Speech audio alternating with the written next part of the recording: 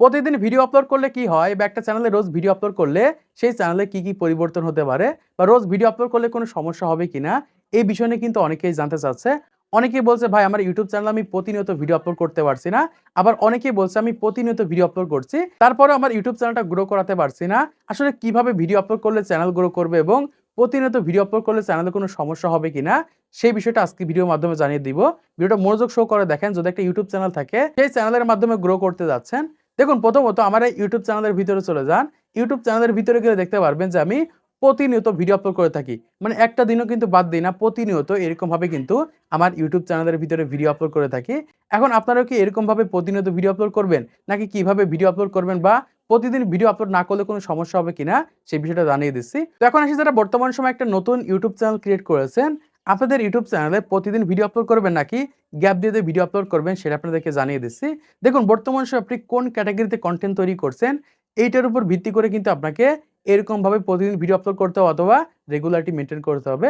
দেখুন বর্তমান সময়ে যারা নিউজ টাইপের কনটেন্ট তৈরি করে থাকে, বর্তমান সময়ে যারা গেমিং কনটেন্ট তৈরি করে থাকে, বর্তমান সময়ে যারা শর্ট ভিডিও তৈরি করে থাকে, এদের কিন্তু এরকমভাবে প্রতিনিয়ত ভিডিও আপলোড করতে হয়। কিন্তু বর্তমান সময়ে যারা ফানি ভিডিও তৈরি করে, যারা বর্তমান সময়ে ব্লগ ভিডিও তৈরি করে, এরা কিন্তু প্রতিনিয়ত কনটেন্ট তৈরি করতে পারে না। এরা দেখা যায় ২ দিন পর ভিডিও দেয় বা ৩ দিন পর ভিডিও আপলোড করে। এরকমভাবে দেখা যায় এক ক্যাটেগরিতে কিন্তু এরকমভাবে কিন্তু রেগুলারিটি মেইনটেইন করে থাকে। তাই বর্তমান সময়ে আপনি কোন ক্যাটেগরিতে কিভাবে কনটেন্ট তৈরি করছেন, এইটার উপর ভিত্তি করে কিন্তু আপনাদের ইউটিউব চ্যানেলে এরকমভাবে ভিডিও আপলোড করতে হবে। এখন যারা বর্তমান সময় নতুন ক্রিয়েটর, নতুন ইউটিউবিং শুরু করেছে, এরা যদি প্রচুর গ্যাপ দিয়ে কনটেন্ট আপলোড করে, এই ক্ষেত্রে কিন্তু দ্রুত গ্রো করতে পারবে না বা সেই সকল চ্যানেলের মাধ্যমে সফল হতে পারবে না। এজন্য বলব যারা নতুন ক্রিয়েটর রয়েছেন, সর্বোচ্চ চেষ্টা করবেন ২ দিন পর ভিডিও দেওয়া, ৩ দিন পর ভিডিও দেওয়া বা সর্বোচ্চ ৪ দিন পর ভিডিও দিবেন। এর থেকে বেশি গ্যাপ দিয়ে দিলে কিন্তু ইউটিউবের মাধ্যমে গ্রো করতে পারবেন না। দেখুন যারা বড় ক্রিয়েটর রয়েছে, তারা চাইলে ১ সপ্তাহ ২ সপ্তাহ পর ভিডিও দিতে পারে। কিন্তু যারা নতুন ক্রিয়েটর, এরা সর্বোচ্চ চেষ্টা করবে ১ দিন, ২ দিন বা ৩ দিন পর এরকমভাবে ভিডিও আপলোড করা। যারা সময় পাচ্ছে না তারা ৪ দিন পর একটা করে ভিডিও আপলোড করবেন, মানে লং ভিডিও। আর যারা বর্তমান সময় শর্ট ভিডিও তৈরি করছেন, তাদের প্রতিনিয়ত ভিডিও আপলোড করতে হবে। কারণ শর্ট চ্যানেলে যদি প্রতিনিয়ত ভিডিও না আপলোড করেন, এই ক্ষেত্রে কিন্তু ৯০ দিনের ভিতরে 10 মিলিয়ন ভিউ পূরণ করা প্রচুর টাফ হয়ে যাবে। এজন্য বলব যারা শর্ট ভিডিও তৈরি করে থাকেন তারা চাইলে দিনে ১টা, ২টা, ৩টা পর্যন্ত শর্ট ভিডিও আপলোড করতে পারেন বা এরকমভাবে কিন্তু প্রতিনিয়ত ভিডিও আপলোড করতে হবে। কিন্তু যারা লং ভিডিও তৈরি করে থাকেন ক্যাটেগরির উপর ভিত্তি করে কিন্তু আপনাদের এরকমভাবে রোজ ভিডিও আপলোড করতে হবে অথবা ১ দিন, ২ দিন, ৩ দিন, ৪ দিন পর ভিডিও আপলোড করতে হবে।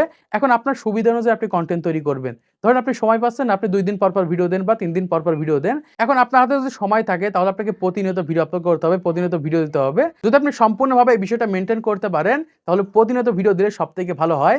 কারণ ইউটিউব সেই সকল চ্যানেলকেই গ্রো করায় যে সকল চ্যানেলে রেগুলারিটি মেইনটেইন করে ভিডিও দেওয়া হয়। দেখুন একটা ইউটিউব চ্যানেলে ২ দিন পর ভিডিও দিচ্ছে, প্রতিনিয়ত ভিডিও আপলোড করেই যাচ্ছে। ইউটিউব কিন্তু দেখে যে ওই চ্যানেলে এরকমভাবে রেগুলারিটি মেইনটেইন করছে। তখন ওই সকল চ্যানেলগুলো কিন্তু আস্তে গ্রো করতে থাকে বা ইমপ্রেশন বেড়ে যায়। এজন্য বলব যারা নতুন ক্রিয়েটর রয়েছেন এরকমভাবে রেগুলারিটি মেইনটেইন করে কনটেন্ট তৈরি করেন। এই ক্ষেত্রে দেখতে পারবেন যে সেই সকল চ্যানেলের মাধ্যমে গ্রো করতে পারবেন বা ইমপ্রেশন বাড়াতে পারবেন। আর যারা বর্তমান সময় পাচ্ছে না কনটেন্ট তৈরি করা, তারা সর্বোচ্চ ৩ দিন ৪ দিন পর একটা করে কনটেন্ট দিতে পারেন। এই ক্ষেত্রে কিন্তু ইউটিউবের মাধ্যমে গ্রো করতে পারবেন। এবার আসি যে প্রতিনিয়ত ভিডিও আপলোড করলে বা রোজ ভিডিও আপলোড করলে কি ধরনের সমস্যা হতে পারে সেটা আপনাদেরকে জানিয়ে দিচ্ছি। প্রথমত রোজ ভিডিও আপলোড করা বা প্রতিনিয়ত ভিডিও আপলোড করতে যেয়ে আমরা অনেকে কিন্তু যেমন তেমন টপিক কনটেন্ট তৈরি করে দিই। মানে প্রতিদিন টপিক খুঁজে পাই না, এই কারণে আমাদের মনের ভিতরে যে কনটেন্ট আসে সেই কনটেন্টটাই আপলোড করে দিই। এই কারণে কি হয় আমাদের ভিডিওতে ভিউজ আসে না। এই কাজটা কিন্তু করা যাবে না। আপনি রেগুলারিটি মেইনটেইন করতে যেয়ে যেমন তেমন টপিক কনটেন্ট তৈরি করা যাবে না বা ভিডিও কোয়ালিটি খারাপ করা যাবে না। এই ক্ষেত্রে কিন্তু আপনাদের ভিডিওতে ভিউজ আনতে পারবেন না।